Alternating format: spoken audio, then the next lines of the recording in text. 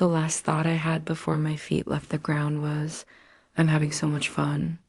1 second, my friends and I were laughing, caught up in the energy of the first real Halloween in years. Next, a wave of pressure hit me from behind, but I wasn't touching the ground anymore.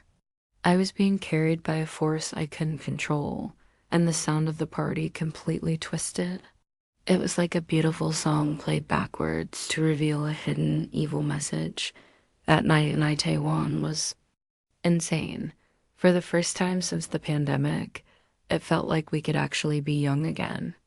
The streets were just pulsing with music and a sea of the most incredible costumes I'd ever seen. Everyone was smiling, taking pictures.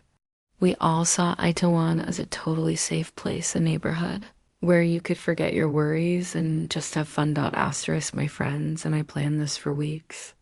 We spent hours on our costumes, so excited to join what we heard was over 100,000 people. The air smelled like street food, and you could hear the bass from a dozen different clubs all at once. We were moving with the crowd, but it was a good kind of chaos. The kind where you bump into a stranger and you both just laugh. We were walking right for that famous narrow alley by the Hamilton Hotel, the very center of the party.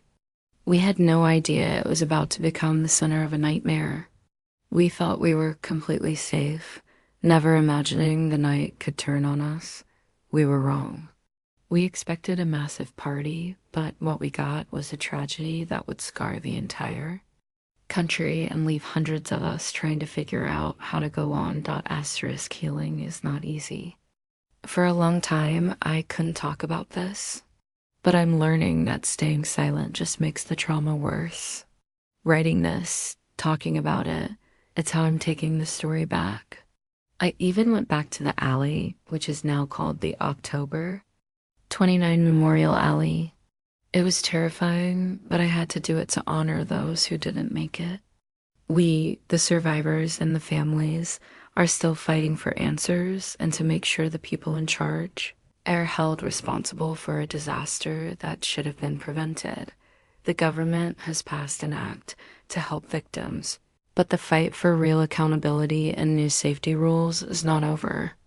There are memorials now, and every year on the anniversary, people gather with purple ribbons to remember and demand change. Here's what you can do. Do not forget. It's that simple. Remember the 159 people who died. Learn about the dangers of crowd surges. Support the calls for accountability so a night of celebration never, ever turns into something like this again. Every single person who remembers that night is a survivor of the Itaewon disaster. It broke our country's feeling of safety. I see things completely differently now. I get that we are all connected, and when something this horrible happens, it hurts everyone. The pain of others could so easily be your own. The journey is long, and the grief might not ever go away. But by sharing our stories, by remembering, and by demanding change, we can honor the memories of those we lost and work to build a future where no one has to go through what we did. Asterisk.